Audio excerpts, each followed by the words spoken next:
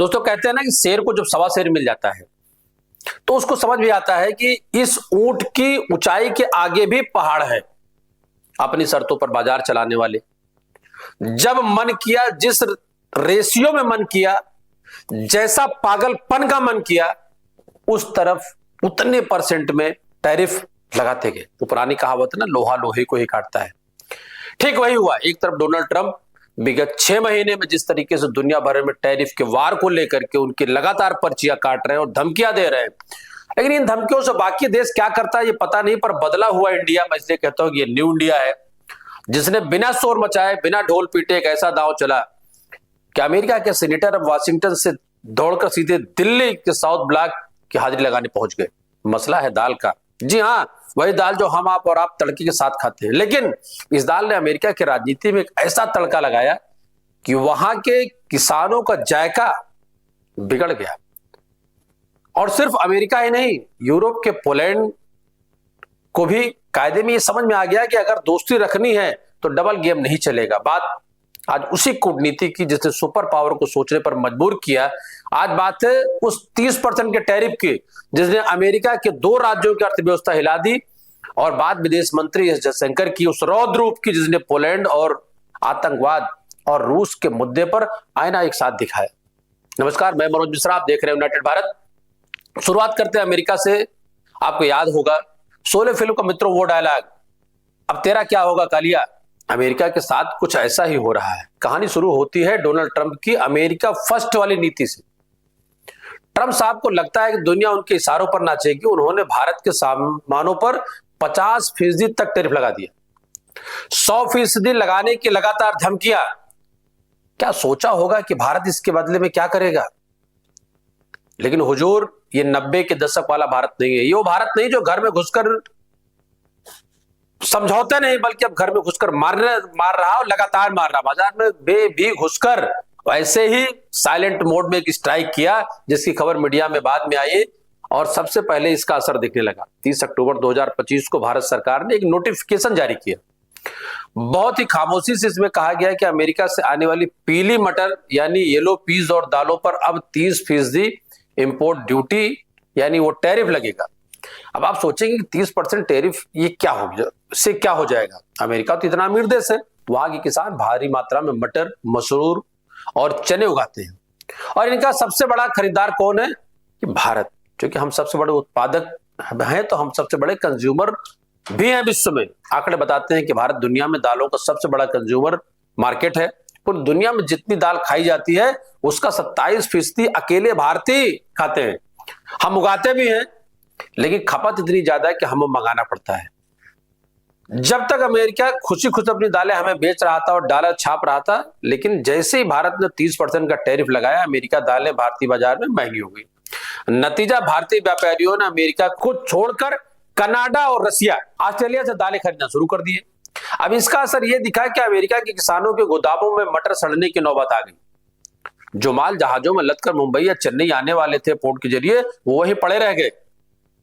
जब जब पेट पर लात पड़ी तो दर्द तो होना ही था। अमेरिका के सीनेटर जो कल तक भारत को ज्ञान दे रहे थे, खासकर पेट्रोल को लेकर के, रसिया से लेंगे, हमसे लेंगे, कहां से लेंगे, अब वो गुहार लगाने लगे कि नॉर्थ डेकोटा के सीनेटर केविन क्रेमर और मोटाना के सीनेटर स्टीव विडेंस, ये दोनों रिपब्लिकन हैं, यानी ट्रंप की ही पार्टी के हैं। उन्होंने पहले तो ट्रंप को चिट्ठी लिखी, मालिक कुछ तो ऐसा करिए, किसान बर्बाद हो रहे हैं।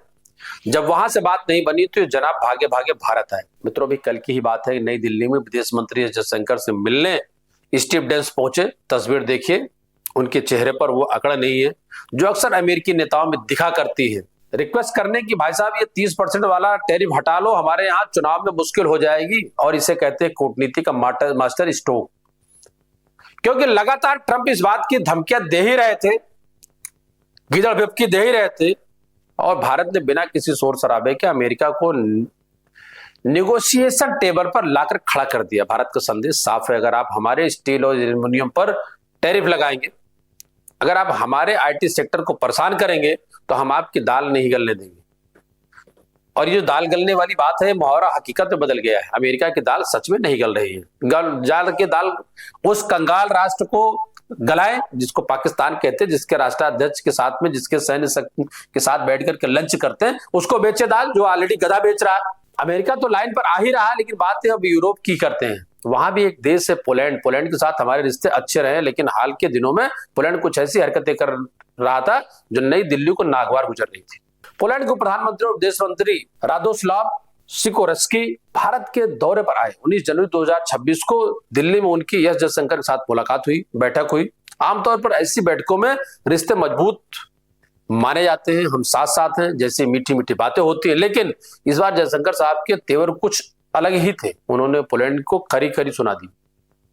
दो बड़े मुद्दे थे जिन पर भारत ने पोलैंड को क्लास लगाने जैसा ही समझाया। पहला मुद्दा आतंकवाद और पाकिस्तान, और आपको बता दें कि पिछले साल यानी अक्टूबर 2025 में सिकोरस्की पाकिस्तान गए थे। 2011 के बाद किसी पोलिश विदेश मंत्री का पहला पाकिस्तान दौरा था। वहां जाकर उन्होंने पाकिस्तान के विदेश मंत्री इसाक डार के साथ गलबहियां की और एक ज्वाइंट स्टेटमेंट जारी किया। इस स्टेटमेंट में कश्मीर का जिक्र था।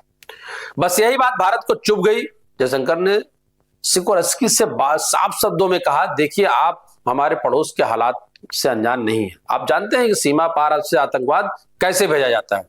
जयशंकर ने डिप्लोमेटिक भाषा में ही सही लेकिन कड़े शब्दों में चेतावनी दी कि पोलैंड को अगर आतंकवाद की जीरो टॉलरेंस पर आपकी नीति नहीं अपनानी है तो इसका मतलब यह है कि आप एक तरफ भारत से व्यापार की बात करें, दूसरी तरफ पाकिस्तान के साथ जाकर के कश्मीर का राग आलापें, ये नहीं चलेगा। आप उस टेरर इंफ्रास्ट्रक्चर को वैध नहीं बता सकते भारत के खिलाफ जो देश काम कर रहा। सिकोरस्की को भी समझ आ गया कि मामला गंभीर है।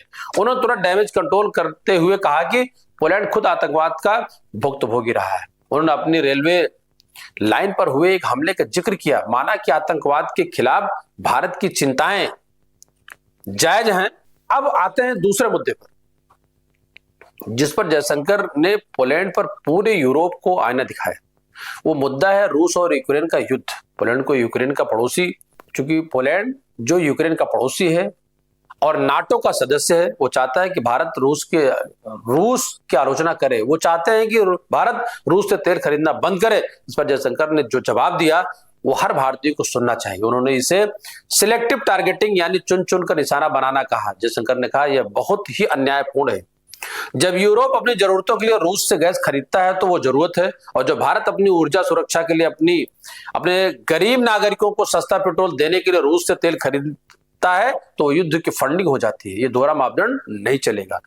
दोस्तों बात तो बहुत साफ सी है कि जो चीजें आपके लिए गर्म है वो हमारे लिए भी गर्म, हमारे लिए जो चीजें ठंडी हो आपके लिए भी ठंडी। ट्रंप प्रशासन ने भी भारत पर आरोप लगाया था कि भारत के पैसे से रूस युद्ध लड़ रहा है, और इसी बहाने भारतीय सामानों पर 25% का अतिरिक्त टैरिफ लगा दिया गया था। जयशंकर ने पोलैंड के मंत्री को साफ कर दिया कि भारत शांति चाहता है, और विश्व में शांति का प्रतीक अगर कोई देश है तो वो भारत ही है। कूटनीति चाहता है लेकिन किसी के दबाव में अपनी विदेश नीति नहीं बदलेगा। मजे की बात तो यह रही कि पोलैंड खुद अमेरिका की दादागिरी का शिकार होने वाला है। ट्रंप ने हाल में ही 8 यूरोपीय देशों पर 10% टैरिफ लगाया है। वजह ग्रीनलैंड का मुद्दा।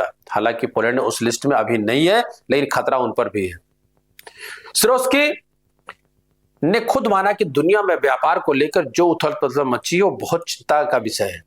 कुल मिलाकर तस्वीर ये बिल्कुल साफ है, चाहे वो दाल पर 30% का टैरिफ लगाकर अमेरिका को घेरना हो या फिर पोलैंड के मंत्री को सामने बैठाकर आतंकवाद और रूस पर भारत का पक्ष टू शब्दों में रखना। भारत ने अपने तेवर बदल दिए हैं। अब भारत याचक नहीं है, भारत अब निगोशिएटर है। हम अपनी शर्तों पर बात करते हैं। अगर अमेरिका को अपना माल बेचना है तो उसे भारत के किसानों पर भी ध्यान देना होगा। अगर यूरोप को भारत का बाजार चाहिए तो उसे भारत की सुरक्षा चिंताओं पर, खासकर कश्मीर मुद्दे पर, आतंकवाद पर भारत की स्टैंड का सम्मान करना होगा। जयशंकर और मोदी सरकार की यह रणनीति साफ संदेश देती है व्यापार अपनी जगह लेकिन राष्ट्रहित सर्वोपरि है। गिव एंड टेक की पॉलिसी अब पुराने जमाने की बात होगी। अब जमाना टिट फॉर टैट का है। जैसे को तैसा अमेरिका के सीनेटरों की ये भागदौड़ और पोलैंड के मंत्री की ये सफाई, ये सब इस बात का सबूत है कि वैश्विक पटल पर भारत की धमक अब सिर्फ सुनाई नहीं देती बल्कि महसूस भी की जाती है। अब देखना यह दिलचस्प होगा मित्रों कि अमेरिका भारत के दबाव में झुककर अपने टैरिफ कम करता है, और क्या पोलैंड जैसे देश पाकिस्तान के मोहपास से निकल भारत के साथ सच्ची रणनीति साझेदारी निभा सकते हैं। इस पूरी कूटनीति उठापटक पर आपकी क्या राय है? क्या भारत ने अमेरिका पर 30% टैरिफ लगाकर सही किया, और क्या हमें यूरोप को ऐसे ही कड़े शब्दों में जवाब देना चाहिए? आपकी राय हमें कमेंट बॉक्स में जरूर बताएं। तब तक के लिए देखते रहें यूनाइटेड भारत। नमस्कार, जय हिंद।